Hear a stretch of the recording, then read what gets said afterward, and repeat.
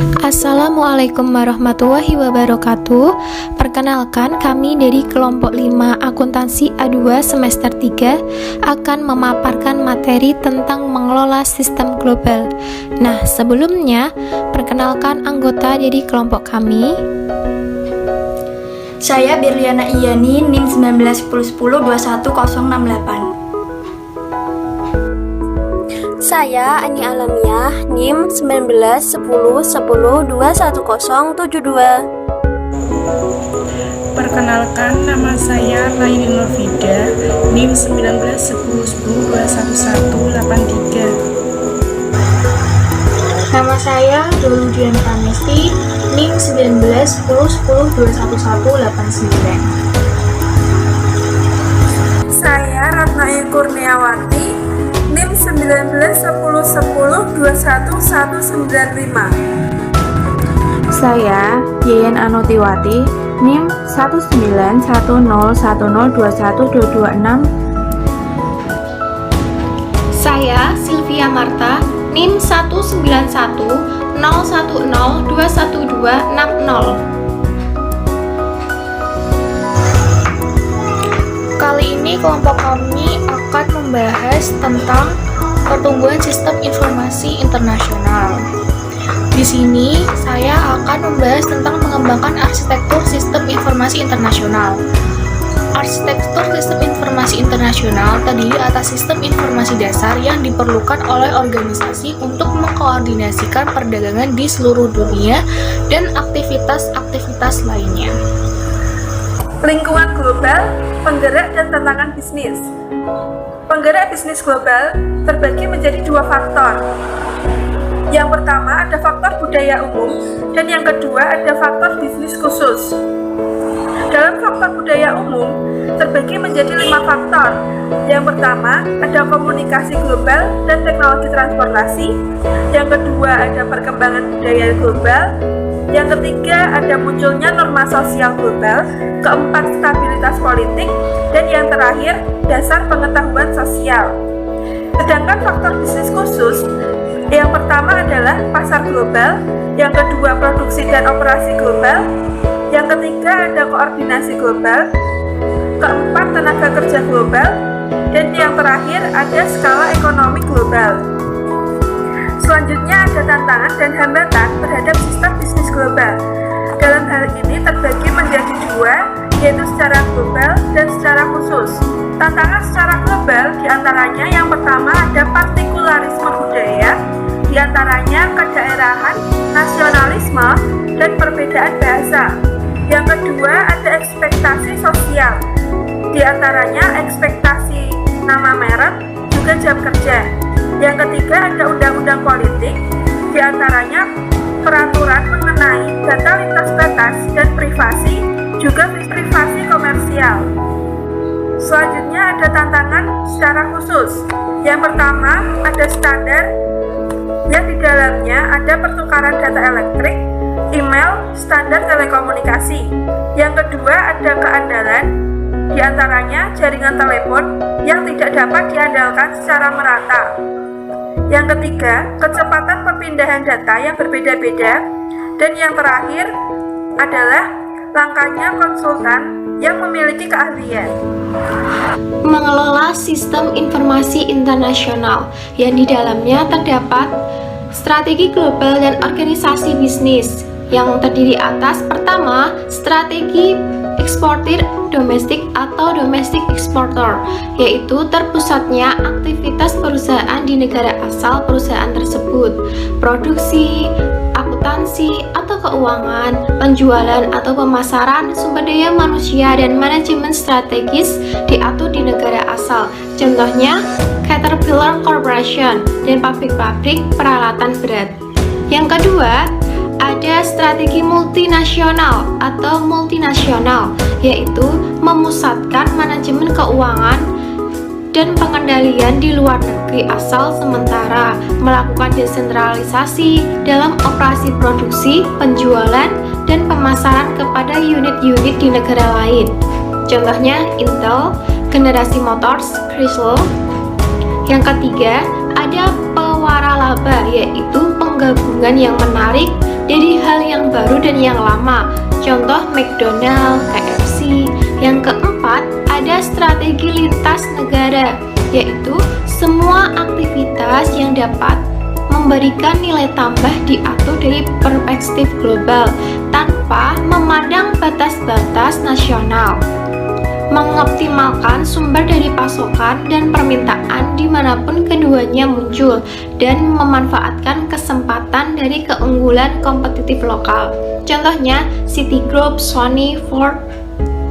Sistem global untuk menyesuaikan strategi. Sistem adalah berbagai aktivitas yang dilibatkan dalam pembuatan dan operasi. Sistem informasi adalah konsepsi dan keselarasan dengan rencana bisnis strategis, pengembangan sistem, serta aktivitas yang dilakukan terus-menerus dan pemeliharaan yang di dalamnya terdiri atas: pertama, sistem tersentralisasi adalah sistem di mana pengembangan dan operasi sepenuhnya berlangsung di tempat asal. Yang kedua, ada sistem terduplikasi, adalah sistem di mana proses pengembangan dilaksanakan di tempat asal, tetapi operasinya ditangani oleh unit-unit independen di lokasi-lokasi luar negeri. Yang ketiga, ada sistem terdesentralisasi, adalah sistem di mana masing-masing unit luar negeri merancang solusi dan sistem yang unik untuk masing-masing. Keempat, ada sistem jaringan, adalah sistem yang pengembangan dan operasinya berlangsung secara terintegrasi dan terkoordinasi pada seluruh unitnya. Menata ulang bisnis. Untuk mengembangkan sebuah perusahaan global dan struktur pendukung sistem informasi, maka perusahaan perlu mengikuti prinsip-prinsip ini. Yang pertama yaitu menata ulang aktivitas yang dapat memberikan nilai tambah sesuai keunggulan komparatifnya. Yang kedua yaitu mengembangkan dan mengoperasikan unit-unit sistem pada setiap tingkat aktivitas perusahaan regional, nasional, dan internasional. Dan yang terakhir yaitu mendirikan kantor tunggal di kantor pusat dunia yang bertanggung jawab atas pengembangan sistem internasional, posisi direktur informasi. Mengelola sistem global, skenario yang umum di organisasi skala global. Pada kebanyakan perusahaan multinasional telah tersebar produksi dan pemasaran untuk pusat-pusat regional dan nasional, tetap menjaga kantor pusat dan manajemen strategis di Amerika Serikat. Secara historis, telah memungkinkan masing-masing divisi asing anak perusahaan untuk mengembangkan sistem sendiri. Kelompok sistem sentral di Amerika Serikat hanya berfokus pada fungsi domestik dan produksi. Hasilnya adalah campur aduk dari hardware, software, dan telekomunikasi. Strategi sistem global. Adapun langkah-langkahnya, yang pertama, mendefinisikan proses bisnis inti, yaitu dengan menetapkan daftar yang berisi proses-proses bisnis inti yang penting. Yang kedua, mengidentifikasi sistem inti untuk koordinasi terpusat, yaitu untuk mengatasi sistem inti tersebut serta mendefinisikan sistem ini benar-benar lintas negara. Yang ketiga, memilih pendekatannya, apakah bertahap, rancangan keseluruhan, atau evolusioner. Hindari pendekatan yang bersifat gradual karena tidak akan berhasil. Yang terakhir, jelaskan manfaatnya. Apakah manfaatnya bagi perusahaan? Salah satu situasi terburuk yang harus dihindari adalah menciptakan sistem global hanya demi menciptakan sistem global saja. Dari awal sangatlah penting bahwa manajer senior kantor pusat dan para manajer divisi luar negeri untuk memahami manfaat yang akan diperoleh perusahaan dan juga untuk unit-unitnya. Solusi manajemen antara lain yang pertama, menyepakati kebutuhan pengguna bersama, menetapkan daftar pendek bisnis yang inti dan sistem pendukung yang inti akan memulai proses perbandingan rasional antara banyak divisi perusahaan, mengembangkan bahasa umum untuk membahas bisnis dan tentunya akan menghasilkan pemahaman tentang elemen-elemen yang umum. Yang kedua, membawa perubahan ke dalam proses bisnis. tergantung legitimasi yang dimiliki. Legitimasi dapat didefinisikan sebagai wewenang yang diterima berdasarkan kompetisi, visi, atau kualitas lainnya.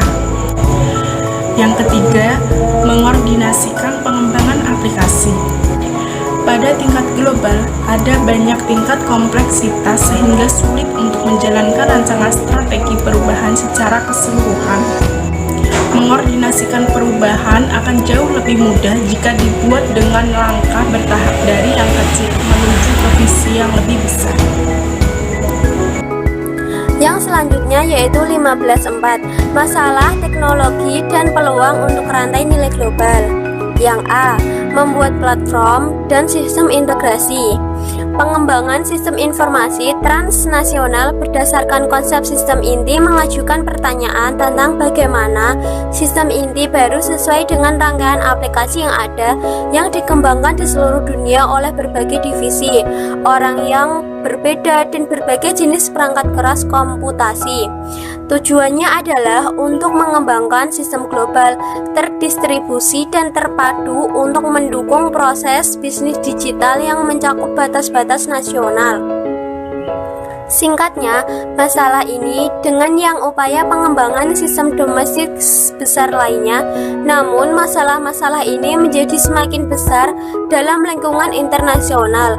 Bayangkan saja tantangan untuk mengintegrasikan sistem yang didasarkan pada Windows, Linux, Unix, atau sistem operasi yang dimiliki yang dijalankan pada IBM, HP, dan perangkat keras lainnya di banyak unit operasional yang berbeda-beda di banyak negara yang berbeda-beda pula. Lebih jauh lagi, jika semua situs menggunakan perangkat keras dan sistem operasi yang sama, integrasi masih belum terjamin. Sebagai contoh, istilah akuntansi teknis seperti awal dan akhir tahun fiskal harus distandardisasikan.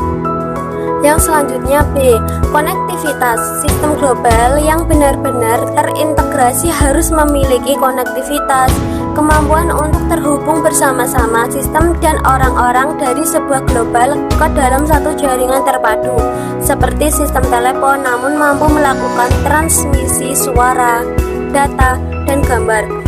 Internet telah menyediakan landasan yang sangat kuat untuk menyediakan konektivitas di antara unit perusahaan global yang terdispersi.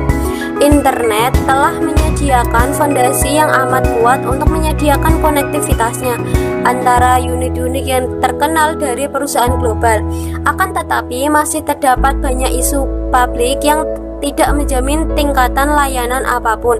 Bahkan di Amerika Serikat, hanya sedikit perubahan global yang merasa puas dengan tingkat keamanan internet dan biasanya menggunakan jaringan pribadi untuk mengomunikasikan data yang sensitif dan jaringan pribadi virtual atau VPN berbasis internet untuk komunikasi yang membutuhkan pengamanan yang lebih sedikit. Sementara itu, jaringan-jaringan pribadi telah menjamin tingkatan layanan kemana yang lebih baik dengan internet. Internet merupakan landasan utama bagi jaringan korporat global ketika keamanan dan tingkat jaringan yang rendah dapat diterima. Penempatan perangkat lunak. Penempatan perangkat lunak adalah keseluruhan proses dari mengubah perangkat lunak untuk dioperasionalkan dengan bahasa kedua. Sekian presentasi dari kelompok